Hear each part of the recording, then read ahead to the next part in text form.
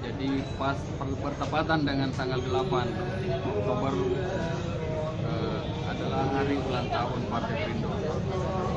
2 tahun yang lalu partai ini dinyatakan telah berbadan hukum, dan Partai Perindo Kota Makassar merayakan sebagai ungkapan rasa syukur bahwa partai ini bisa berjalan di usia 2 tahun ini, telah mampu melahirkan struktur di 14 kecamatan di Kota Makassar, 143 kelurahan, dan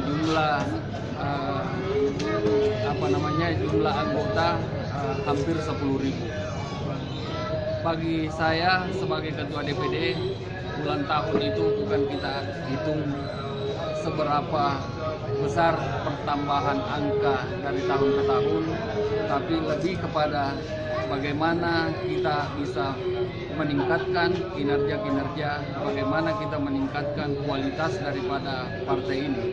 Artinya dari tahun ke tahun usia bertambah, kualitas secara otomatis dan wajib harus kita tingkatkan. Oke, mantap.